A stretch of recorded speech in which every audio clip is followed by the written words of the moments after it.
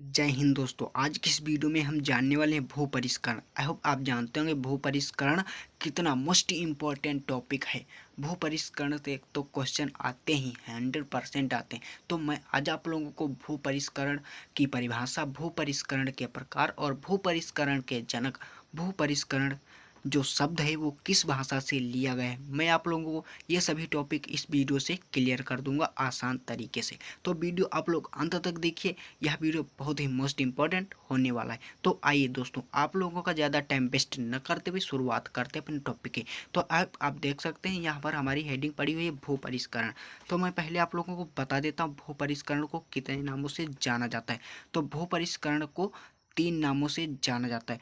भू परिष्करण को और बात करें इंग्लिश में तो इंग्लिश में टीलेज कहते हैं। अगर बात करें हिंदी में तो हिंदी में भू परिष्करण को कृषण कहते हैं। तो आइए मैं आप लोगों को परिभाषा बता देता हूँ। आइए दोस्तों, परिभाषा देखते हैं। जो हमारा भू परिष्करण है, खेत की जुताई, कामा गुड़ाई तथा निराई करने की क्रिया को भू परिष्करण कहते हैं। आपको आसान तरीके से समझना है भू परिष्करण किसे कहते हैं या भू परिष्करण की परिभाषा लिखे। तो मैं जो आप लोग को बता रहा हूँ वही आपको लिखना है। तो खेत की जुताई, गुड़ाई तथा निराई करने की क्रिया को भू परिष्करण कहते हैं। या आप लोग इस प्रकार से भी लिख सकते हैं, फसलोत्पादन हेतु भूमि में भूमि में जल तथा वायु का संतुलन बनाए रखने के लिए भू परिष्करण सहायक होता है। आप ये भी लिख सकते हैं। मैं जो आप लोगों को बता रहा हूँ वो भी लिख सकते हैं, जो मैंने इस में लिखा है वो भी आप लिख सकते हैं।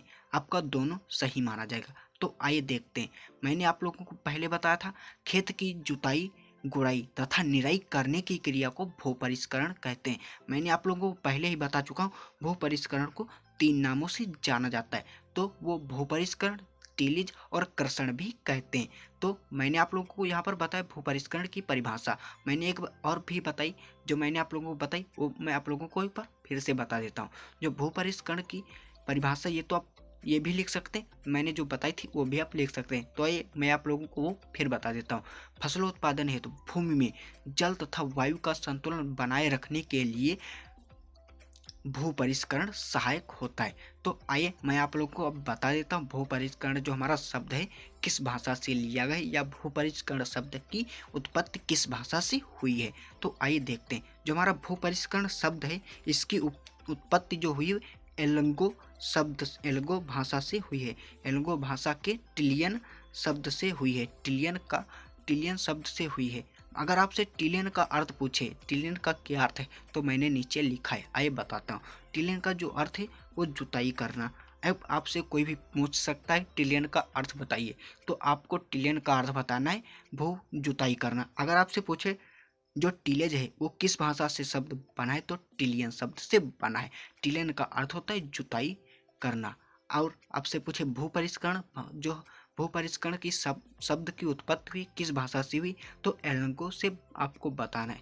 एल्गो भाषा के टिलियन शब्द से हुई है। तो आइए मैं आप लोगों को बता देता हूँ भू परिष्करण के जनक। जो हमारे भू परिष्करण के जनक हैं वो कृषि आधुनिक जुताई के भी जनक हैं। जो कृषि आधुनिक जुताई के जनक हैं वही आपको अगर वो याद हैं तो आप जानो भू परिष्करण के जनक याद हैं। आइए बताता हूँ भू परिष्करण के जनक। भू परिष्करण के जनक हैं जेंथ्रो टुल। जेंथ्रो टुल जी हमारे भू परिष्करण के जनक हैं। अगर कृषि आधुनिक जुताई के जनक पूछे तो भी जेंथ्रो टुल जी हैं। अगर आपसे पूछे भू परिष्करण के प्रकार, भू परिष्करण कितने प्रकार का होता है और यह भू परिष्करण की परिभाषा तो मैंने आप लोगों को ऊपर ही बता चुका हूँ। तो आइए मैं यहाँ पर भू परिष्करण के प्रकार बताता हूँ। भू परिष्करण 2 प्रकार का होता है, अब आप जानते होंगे। प्राथमिक भू परिष्करण, इसको इंग्लिश में बात करें तो प्राइमरी टिलेज बोलते हैं। अगर जो हमारा दूसरा भू परिष्करण है उसे द्वितीयक भू परिष्करण बोलते हैं, इसको इंग्लिश में सेकेंडरी टिलेज बोलते हैं। तो आइए मैं आप लोगों को एक एक करके आसान तरीके से समझाने की कोशिश करता हूँ। तो आइए पहले देखते हैं प्राथमिक भू परिष्करण क्या है। मैंने आसान तरीके से लिखा है प्राथमिक भू परिष्करण। मैंने पहले ही बता चुका हूँ भू परिष्करण को 3 नामों से जाना जाता है। आप यहाँ पर आपसे ऐसा भी करके दे सकते हैं प्राथमिक कर्षण, तो आपको कंफ्यूज नहीं होना है। मैंने पहले ही आपको बताया भूपरिष्करण को 3 नामों से जाना जाता है। वो 3 नाम कौन है मैं ऊपर बता चुका हूँ, अरे मैं एक बार फिर से बता देता हूँ। जो फर्स्ट है हमारा भूपरिष्करण, सेकेंड टीलेज, और जो हमारा थर्ड है वो कर्षण।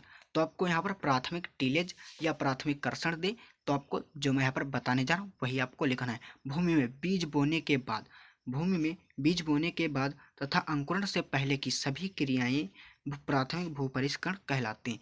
भूमि में बीज बोने के बाद तथा अंकुरण से पहले की सभी क्रियाएं प्राथमिक भूपरिष्करण कहलाती हैं। जैसे खेत की जुताई करना, अब आप जानते होंगे खेत की जुताई करना, पाटा लगाना जिसको सिरावन या सुहागा के नाम से भी जाना जाता है, और अंकुरण से पहले खेत की जुताई करना। अब आपको समझ में आ गया होगा प्राथमिक भूपरिष्करण क्या है। तो आइए मैं आप लोगों को बता देता हूँ द्वितीयक भूपरिष्करण क्या है। आइए दोस्तों अब मैं आप लोगों को बता देता हूँ द्वितीयक भूपरिष्करण क्या है, भूपरिष्करण की परिभाषा और भूपरिष्करण के प्रकार और भूपरिष्करण के जनक और भूपरिष्करण जो भूपरिष्करण की शब्द किस भाषा से लिया गया है मैं आप लोगों को बता चुका हूँ आसान तरीके से। आइए अब देख लेते हैं द्वितीयक भूपरिष्करण। खेत में अंकुरण के बाद जो भी कृषि क्रियाएं की जाती हैं द्वितीयक भूपरिष्करण कहलाते हैं। जो आपको ये बताना है खेत में, जैसे अपने प्राथमिक में किया, भूमि में बीज बोने के बाद तथा अंकुरण से पहले की सभी कृषि क्रियाएं प्राथमिक भूपरिष्करण कहलाती हैं। अगर द्वितीयक में पूछे तो भूमि में या खेत में अंकुरण के बाद जो भी कृषि क्रियाएं की जाती हैं भूपरिष्करण कहलाती हैं, द्वितीयक भूपरिष्करण कहलाती हैं। अब अगर आपको कुछ भी यहाँ पर डाउट रहेगा है तो आप हमसे कमेंट में पूछ सकते हैं। वीडियो अंत तक देखने के लिए तहे दिल से धन्यवाद। Thanks for watching. जय हिंद, वंदे मातरम।